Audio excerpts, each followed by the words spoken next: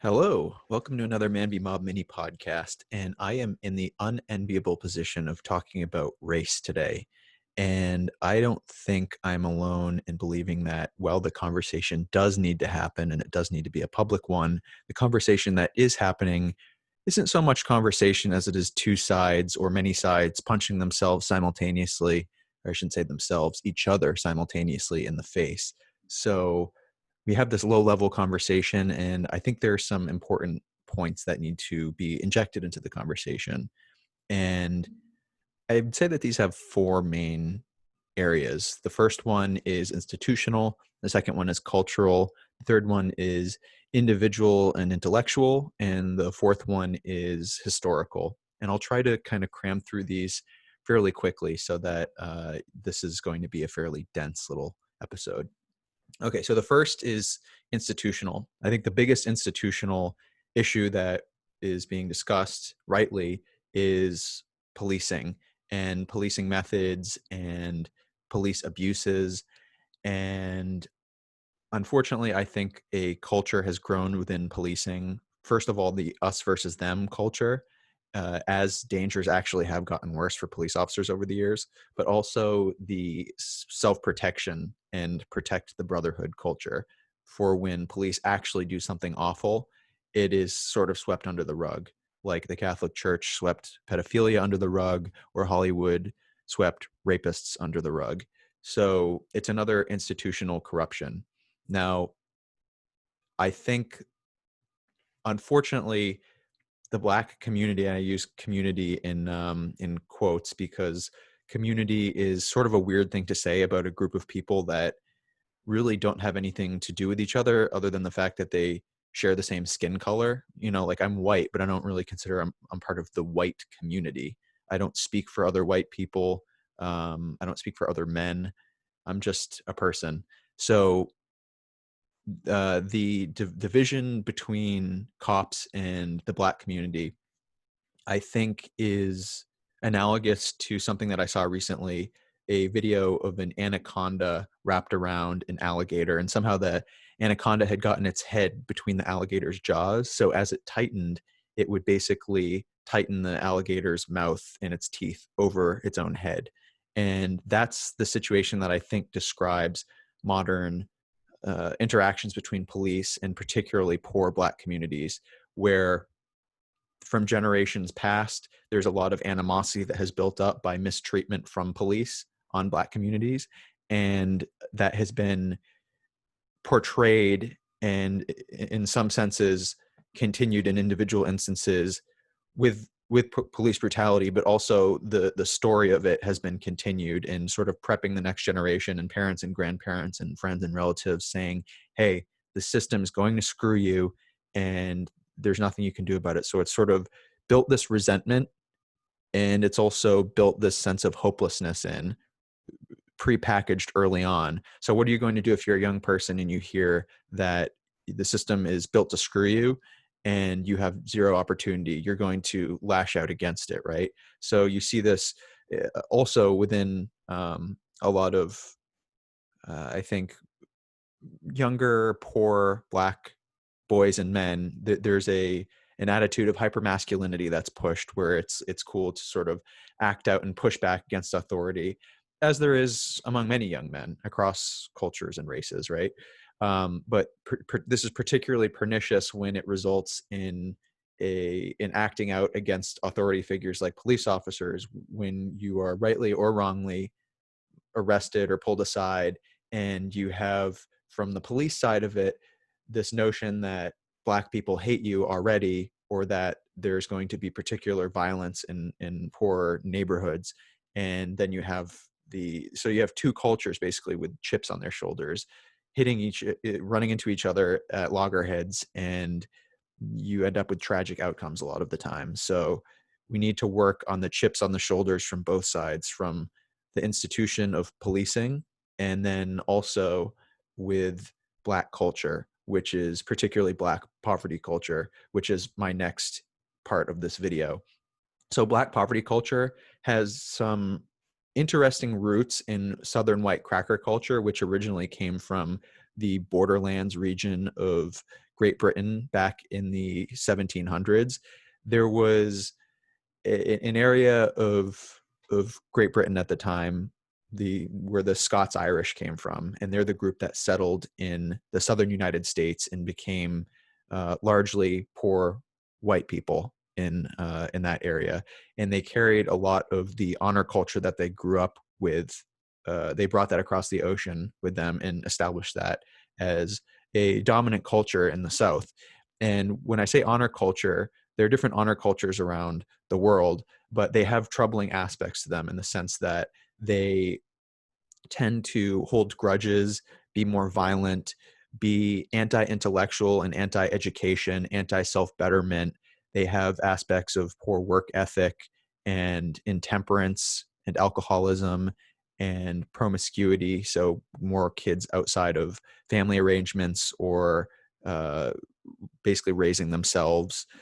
And also, what else? A sense of carrying out your grudges in a violent way. Like if somebody insults you or insults your family or your mother, then you get your boys together, you go and you find them, you drag them out of your home and you beat them up or you shoot them or something like that. So actually, ironically, lynching, which eventually became a bigger issue against Black people after the Civil War and during the Civil War too, I think. But that was originally a practice that was used by poor Southern whites against other Southern whites as a means of enacting vigilante justice. So the Northerners who came from a more puritanical, they actually were the original Puritans, Puritan background. They settled in largely the Northeast, and they tended to look down on this Southern culture, and they had prejudice against it because it wasn't conducive to basically a society that functioned. It was, well, borderline anarchy. And so that was an important dividing line between Northerners and Southerners just within the white community. Then you add on top of that slaves that get brought in during the era from, I think it was 1619 was when the first slave arrived, to I know that the slave trade ended before the Civil War, but basically, let's say up until the Civil War, the period of slavery, you had generations of African Black people who were submerged in this culture and really raised in it, and who took on the aspects of that Southern poverty culture.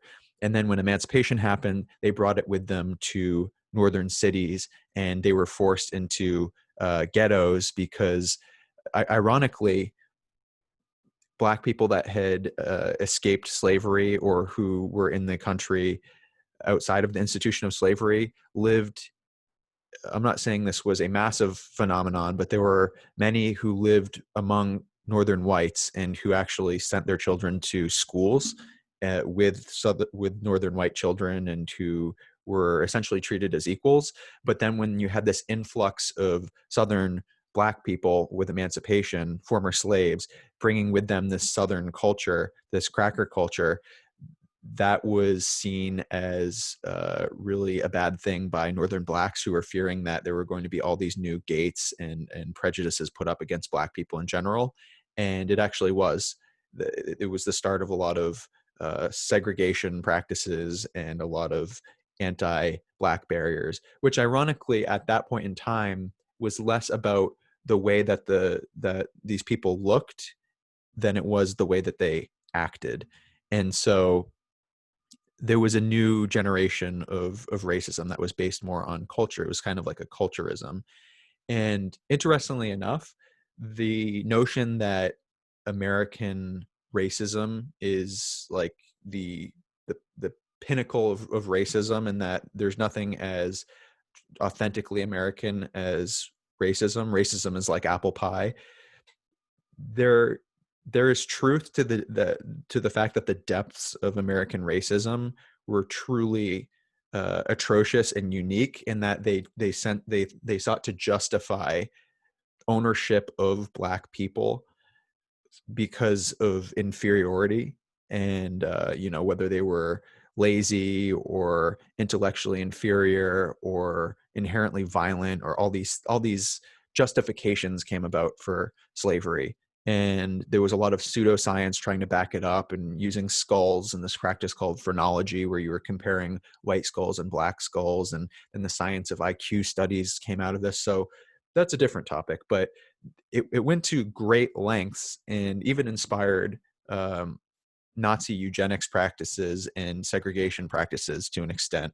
But you have to ask also, why? Why was it so bad? And ironically, the reason why American racism got so bad was because it was the only place in the world that was challenging slavery on a moral grounds at that point.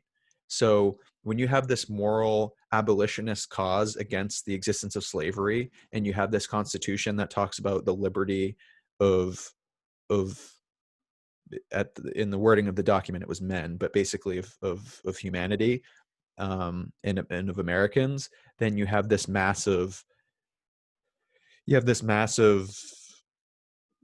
irony, or this massive hypocrisy that exists there. But if there hadn't been a push against slavery, that it was immoral, then there never would have been a movement to try to justify it as um, a result of superiority, inferiority.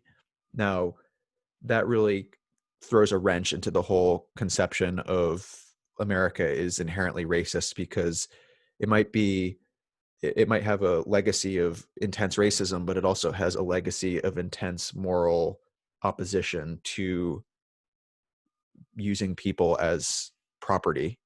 Um, okay, so I know that was a little bit of a tangent, but ultimately what I'm trying to get at is there needs to be a change to both police culture and to particularly poor Black culture, and that there's a culture of poverty that really is detrimental to the individuals that exist within it. And to try to be non-judgmental is actually doing a disservice to these individuals and to these groups, because you're basically sanctioning or justifying counterproductive measures and attitudes that do immense harm to these groups and causes them to be seen a certain way by a greater society around them. And you have to also realize that although there are plenty of criticisms, justifiable criticisms of capitalism, one of them is that capitalism creates a profit incentive that exists all over the place, that if you can make money doing it, then do it. There has been a profit incentive with race and racism as well in the modern day, where if you push the narrative um, that racism is at the root of society's ills, then you create an industry around racism where, rap music and books and activists and people like Al Sharpton and Jesse Jackson and people who work in the anti-racism industry create a self-perpetuating job market for combating that. And it starts to inflate over time and distort reality, where you think society is far more racist than it actually is. And I think we need to consider the effects of that. And we also need to consider how basically movements like Black Lives Matter, or really any political movement, needs to be cautious in how it frames itself, because while slogans can unite people, they can also be a substitute for thought, whether that slogan is Black Lives Matter, All Lives Matter, um, Make America Great Again, Change. Anything that is just a slogan can be used as an artificial dividing line between people, where if somebody has a criticism against Black Lives Matter, just as if they have a criticism against pro-life, right? The way that those slogans have been made is to create a moral barrier between the people who are within and without. So necessarily, if somebody criticizes Black Lives Matter, it seems that they're criticizing the notion that Black lives actually matter rather than the movement itself. The same thing with if you criticize pro-life, the response is, "Oh, so what are you, pro-death?" So you see how slogans and artificial divisions can seriously worsen the situation. Something that I've talked about before with a critique of Black Lives Matter is that in previous eras, it was like during the civil rights era, it was easier to get people behind a cause that had some sort of central leadership, whether it was Martin Luther King or Malcolm X. There were obvious leaders who spoke for the movement or who were trusted to speak for the movement.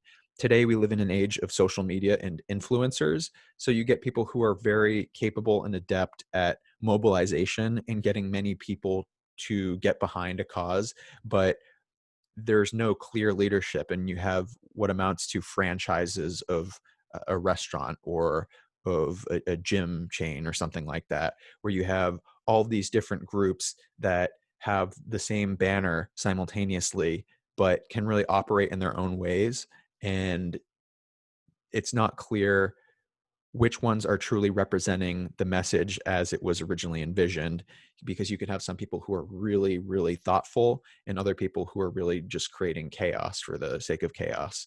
And I think it's really important that we once again pair Black scholars and thinkers with the influencers. So you don't just have mobilization without direction, but you have mobilization and then focus of that mobilization on particular goals.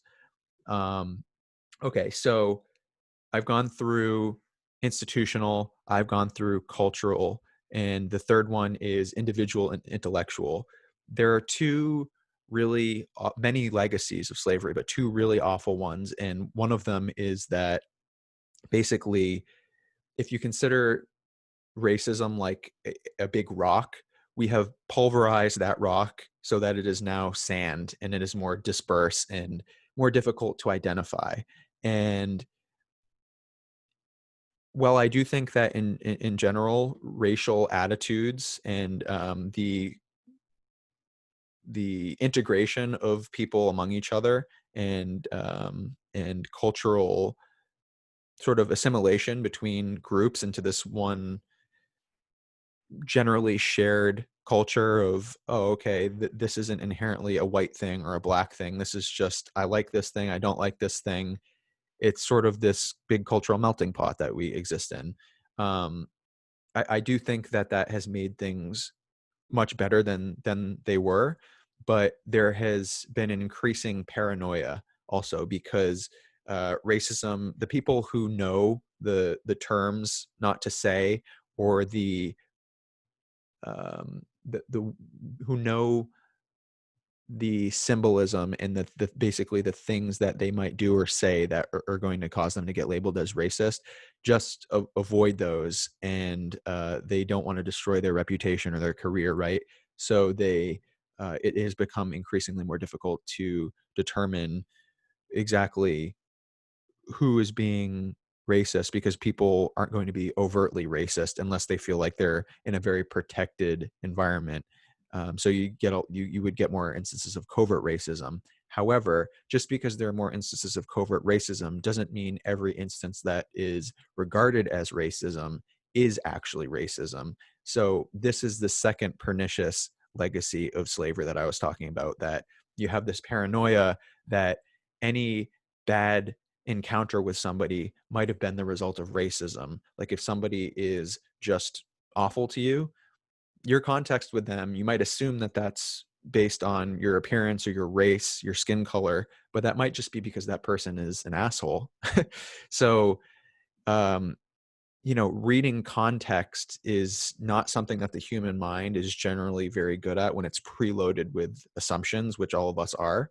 So not everybody is as good at determining whether an interaction with somebody was actually racist or whether it was just circumstantial and appeared that way. Like if somebody crosses the street when you're walking down the street and you're black and the other person is white, that might be logged into your brain as, okay, well, that was a racist incident. When in reality, that could have just been entirely random. The person was just like, oh, there's that store I need to go to across the street, or you know, it's not necessarily the case. You can't, and if you have a notion of a conspiracy in your head, and this is what racism has become, is I'm not saying that, once again, it doesn't exist, but it has become an effusive conspiracy, because as you increase what is defined as racism, then inherently it's going to become amorphous and infinite and shapeless, and it's going to be really everything is going to look like it.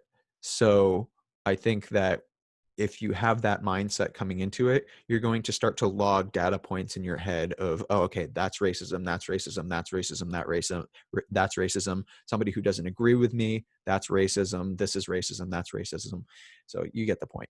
But um, we need to back up a little bit, and we need to also consider the fact that individual characteristics such as intelligence and intellect and character traits and whatever, anything that defines an individual might, in their attitudes as well, largely, it's going to reflect how the world responds to them. So if you have a chip on your shoulder and you view the world as entirely unjust and hugely prejudiced, then you're going to wear that on your face and project that in your experiences with people. You're going to have a bad attitude. You're going to have a certain set of behaviors that is really going to just make you difficult to be around, difficult to work with.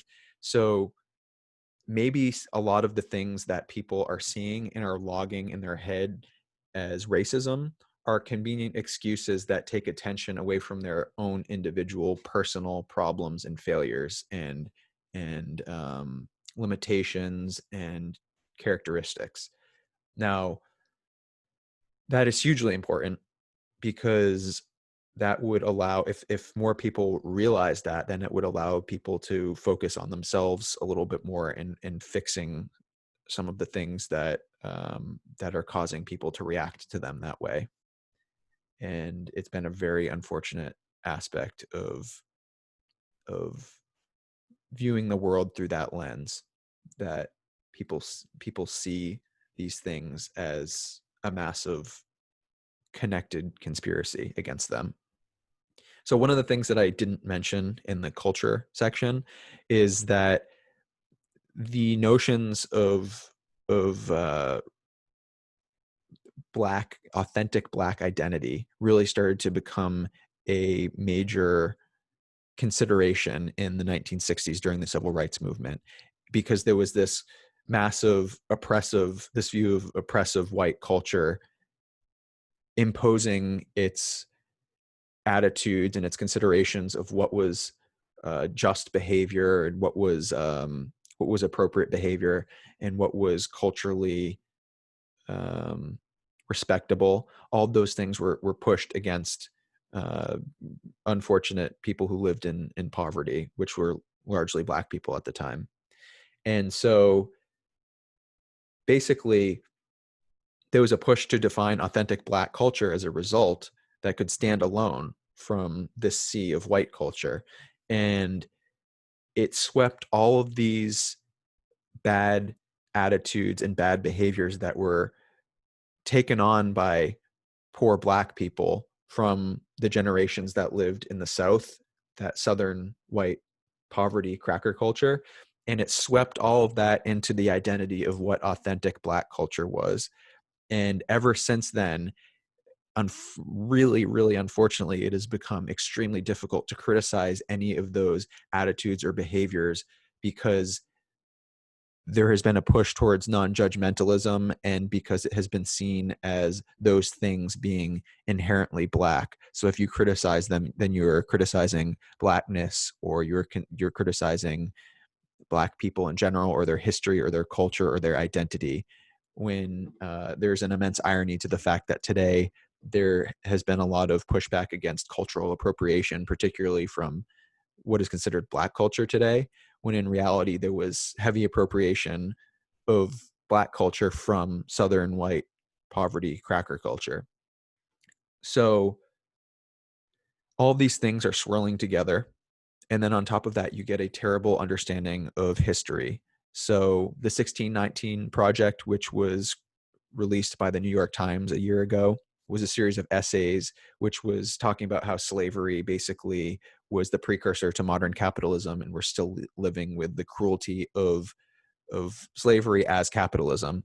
And so there were claims made there, first of all, that 50% of the GDP around the time of the Civil War was from cotton. That was actually disproven. Economists were showing that that figure was arrived at from an accounting error of double and triple counting the cotton production at that time. And it was actually more like 5% of the economy.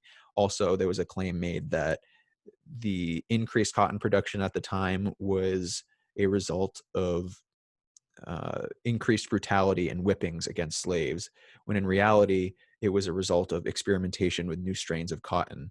And there was also an over-reliance on modern researchers trying to prove that slavery, the wealth from slavery, resulted in our modern world. There was an over-reliance on Southern propaganda about King Cotton and the importance of cotton, when this propaganda was created to try to convince other markets to rely on cotton. So there's that historical misinterpretation. And then there's also the misinterpretation about historical figures. So the founding fathers, whether it was George Washington, Thomas Jefferson, William Randolph of Virginia, they actually deplored the institution of slavery, but they were in the unenviable position at the time of having to hold on to their slaves because there were legal barriers against them releasing their slaves. Not to mention, on top of that, it would have been considered shocking, and it would have undermined their efforts to try to knit this fledgling country together if they just released their slaves, because that means that basically the southern states would have been scandalized by that, and they would have either left the union or not accepted the emancipation of those slaves. So what ended up happening was George Washington, Thomas Jefferson, William Randolph, they ended up keeping their slaves under the legal definition of slavery, but allowing them to live as free men and free women. And George Washington, because he didn't have any kids, he actually bequeathed a fair amount of his inheritance to his slaves so that they had the opportunity to, when freed, live as free, to have some opportunity for making something of themselves. They had some capital or some money to work with, some property. So these slaves had been inherited as property at the time. Now, another important mistake is with Abraham Lincoln. So there's some belief that Abraham Lincoln was a white supremacist, or he was seriously anti-Black, because there was some primary source documents of him talking in a rather harsh tone about white people and Black people.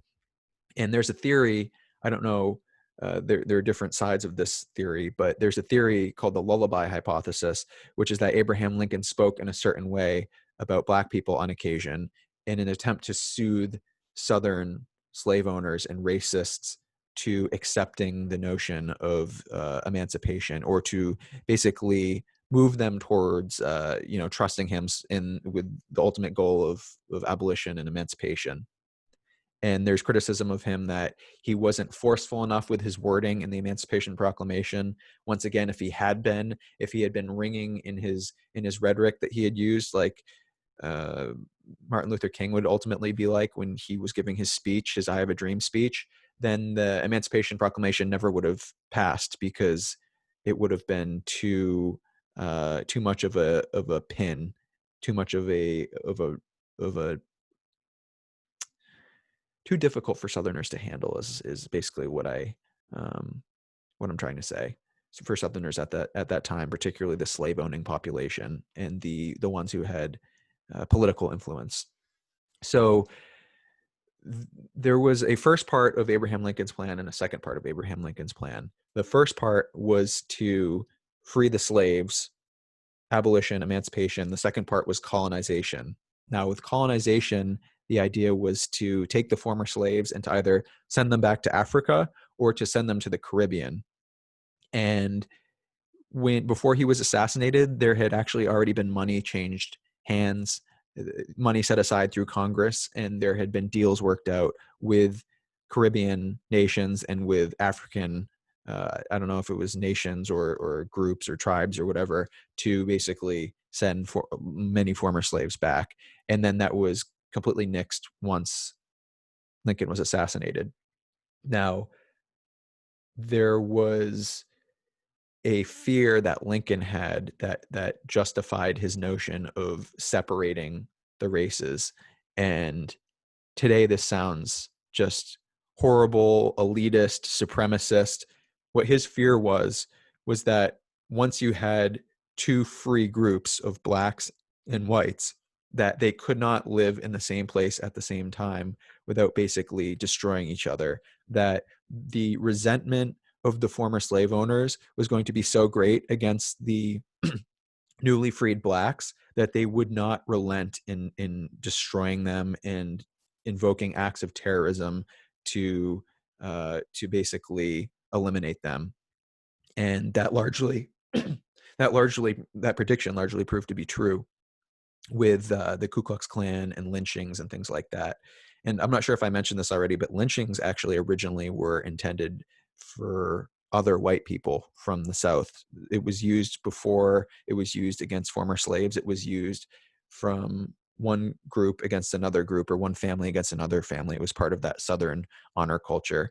And so Lincoln was in the unenviable position of, and I guess that's my word of the day, unenviable, of trying to prevent a race war, really, and to prevent the utter destruction of one group, particularly the former slaves who had no protection at the time. So although it was paternalistic, his best option that he felt was to try to separate the two groups and to try to undo history, which in its own way admittedly would have been cruel because you're sending people home to a place that they don't know at all after generations and generations. Like, how are you going to send somebody who, although has a more recent history of African relatives, back to a place that they don't know at all? And in the case of sending people back to the Caribbean, a place that still has active slavery.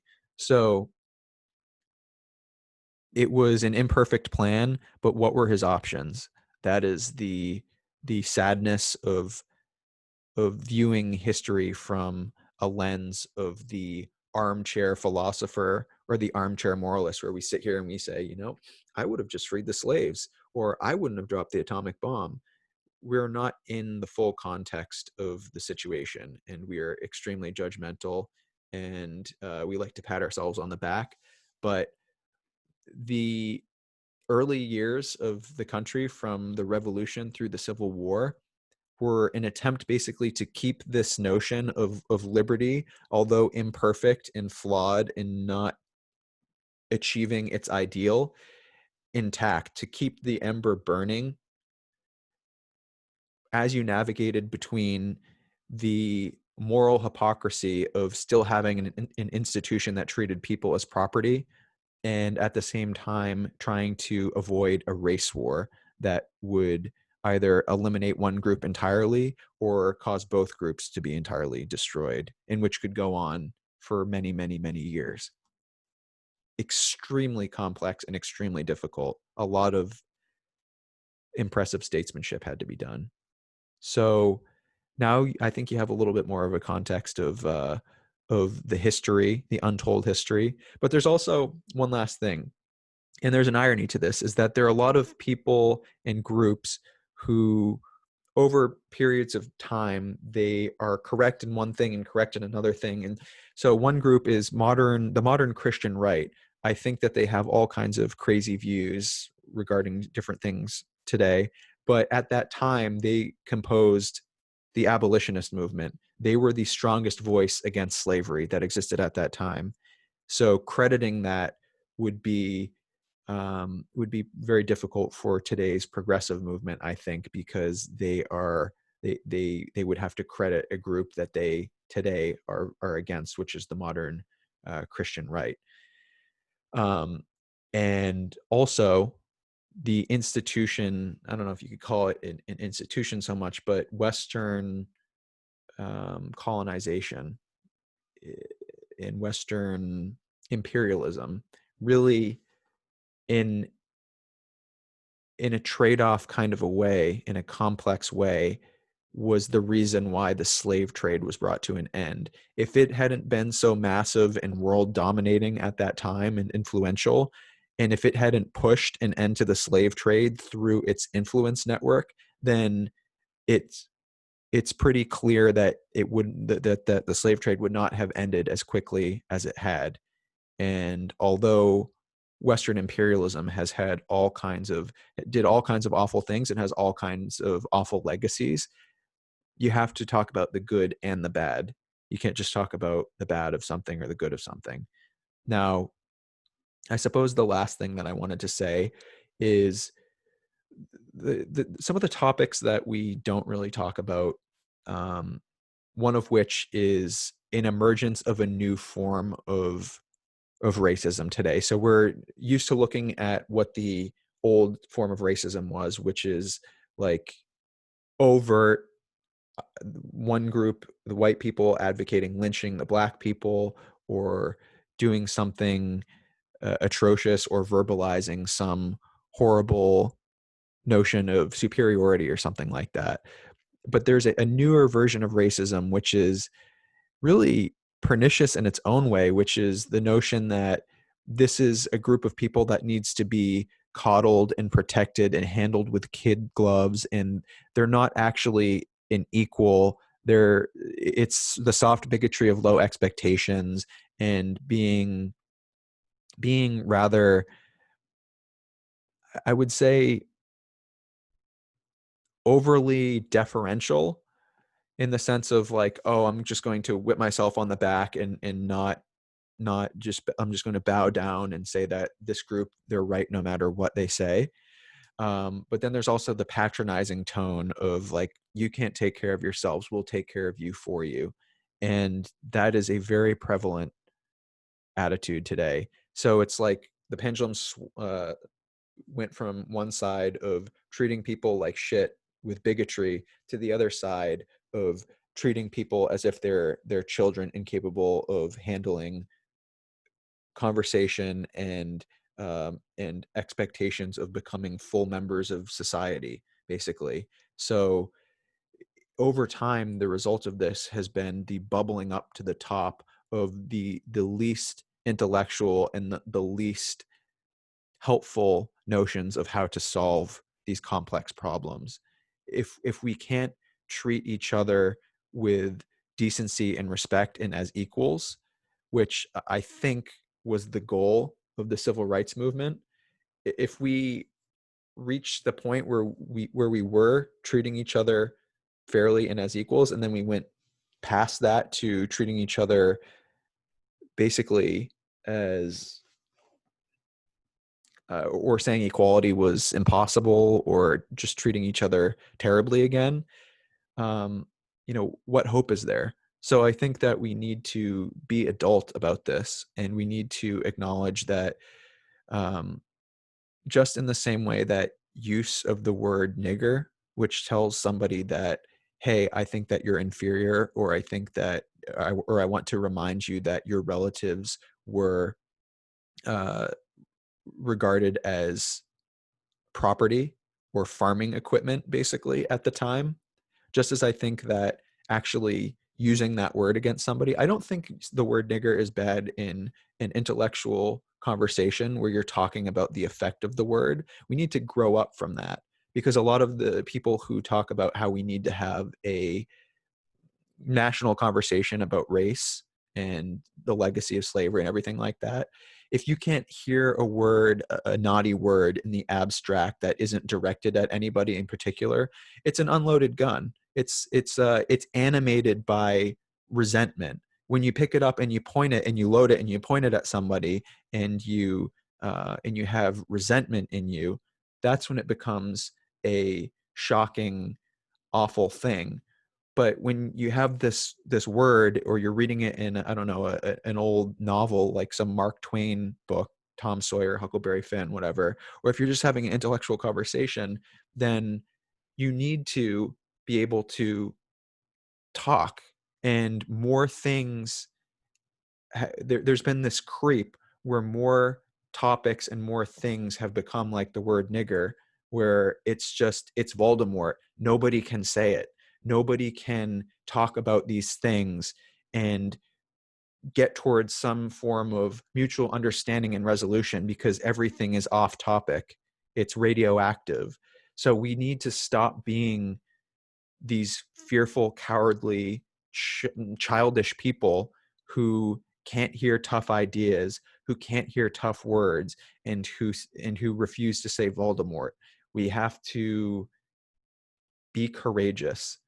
And I'm hoping that this video will inspire that among people. I'm hoping that people will share this video with each other as well. And I think it's really important that, just as nigger in the past has been detrimental to Black people, today Uncle Tom is also. The notion that if somebody is trying to make something of themselves, if somebody aspires towards achievement and has, you know, different role models or different notions of what success is, that that person is acting white. And for those listening, I'm using scare quotes.